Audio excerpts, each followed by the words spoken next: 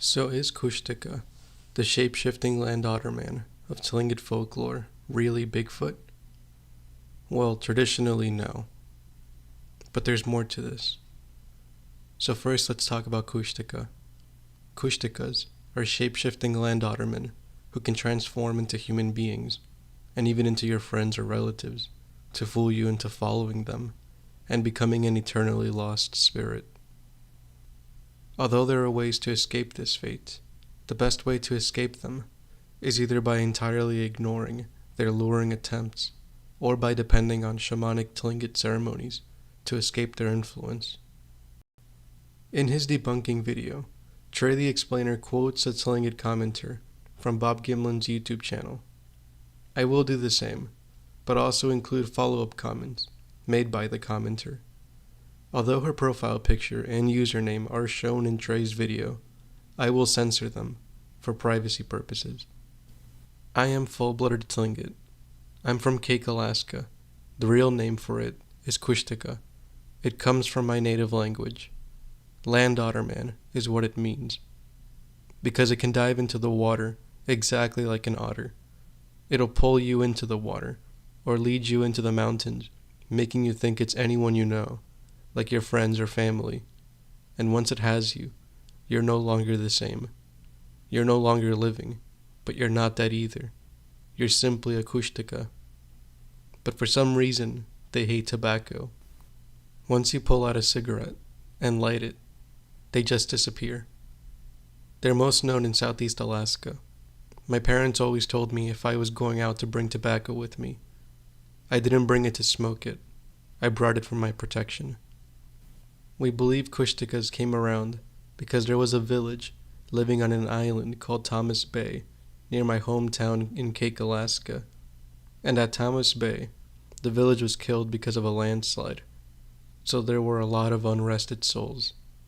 There's even a book written about Thomas Bay.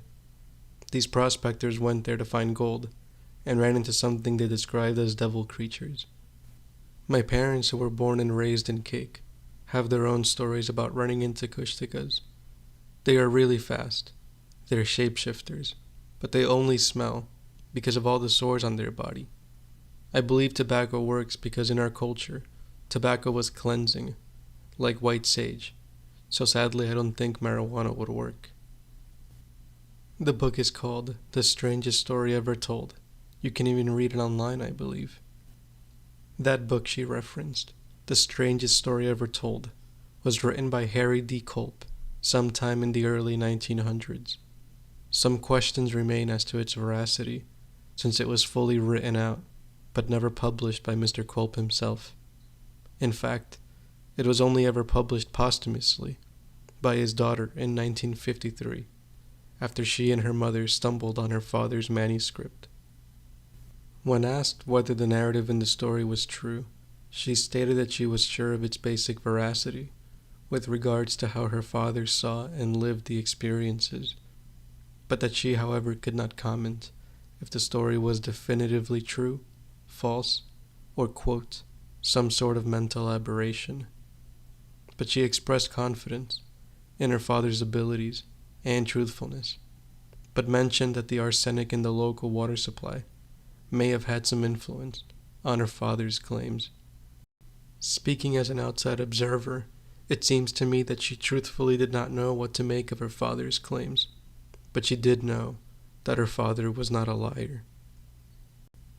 As for Mr. Culp, it seems he himself had reservations about publishing his account, probably because he knew how it sounded. I won't spoil the book, but I will read a passage that is relevant to the Kushtaka Bigfoot connection. For context, their narrative takes place in 1900 in Wrangell, Alaska. Mr. Culp and two others were anxiously waiting for the return of a fellow prospector by the name of Charlie, who had gone in search of a mining location in Thomas Bay. A few weeks later, Charlie returned, looking shaken and, quote, as if he had been through hell. Charlie told his fellow prospectors that he'd share the mining location only if they paid for his one-way ticket out of Alaska, as he had no intention of ever returning. Charlie then explained that he was attacked by, quote, hideous creatures. And this is Charlie's description, as told by Mr. Culp. Right there, fellows, I got the scare of my life. I hope to God I never see or go through the likes of it again. Swarming up the ridge toward me, from the lake, were the most hideous creatures. I couldn't call them anything but devils, as they were neither men nor monkeys, yet looked like both. They were entirely sexless, their bodies covered with long coarse hair, except where the scabs and running sores had replaced it. Each one seemed to be reaching out for me, and striving to be the first to get me. The air was full of their cries, and the stench from their sores and bodies made me faint. I forgot my broken gun, and tried to use it on the first ones, and then I threw it at them, and turned and ran. God, how I did run! I could feel their hot breath on my back. Their long claw-like fingers scraped my back. The smell from their streaming, stinking bodies was making me sick, while the noises they made, yelling, screaming, and breathing, drove me mad. Reason left me. How I reached the canoe, or how I hung onto that piece of quartz, is a mystery to me.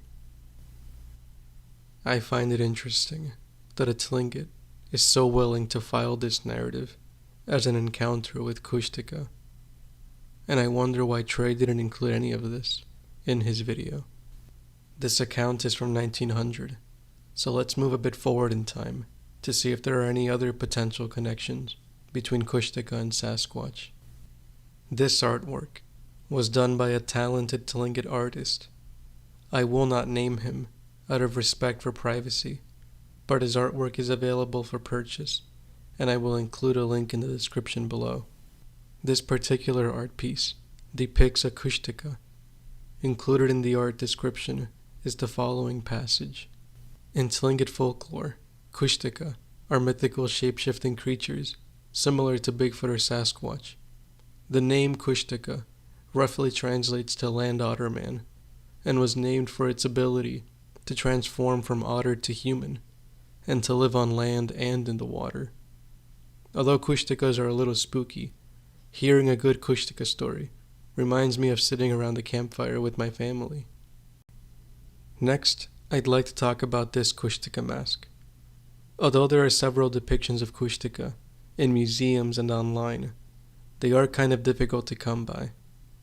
This one was carved by Tlingit artist Arthur Codwat.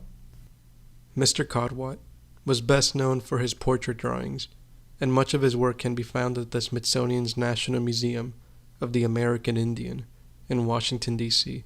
and New York.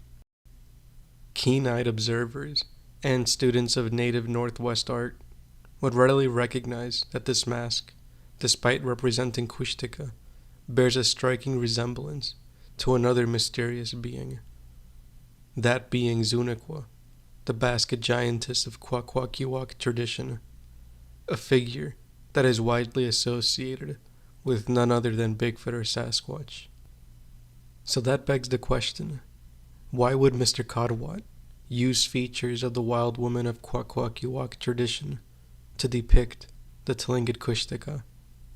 We unfortunately cannot ask Mr. Codwat, since he sadly passed away in 2000. We also have no way of knowing just how old the mask truly is, but seeing Mr. Codwat's drawings were usually made during the 60s and 70s, it's possible that it was created during that time. Now let's examine a modern Sasquatch sighting that was covered by the Anchorage Daily News that took place in present-day Ketchikan, in the traditional territory of the Tlingit people. The original alleged witness claims to have filmed a Bigfoot while hiking through a logging road with a friend. Accompanying his video is the following statement. You see it jump, and after that point it just seems to disappear. There was a lot of brush and trees between it and I. I could not see where it had gone. It was a scary sort of exciting feeling at the same time. We went to search for tracks, but the riverbed where we thought it was walking was full of perfect skipping rocks. We found no prints. If there is a Bigfoot, Sasquatch, or Kushtaka, I swear I saw him. Regardless if the witness's video is a hoax or not is besides the point. The fact that he is comfortable correlating Bigfoot or Sasquatch with Kushtaka while living in Ketchikan cannot be a mere coincidence. Admittedly, the Sasquatch-Kushtaka connections don't undo the fact that traditional notions of Kushtaka don't really seem to jive with modern-day Sasquatch reports. But acknowledging that such connections do exist, and that they are made by the Tlingit people themselves, is also important. To finish off this video, I will show you a few other comments from Bob Gimlin's original video that don't seem to entirely dismiss a connection between Kushtaka and Sasquatch. Again, they will be partially redacted for privacy purposes.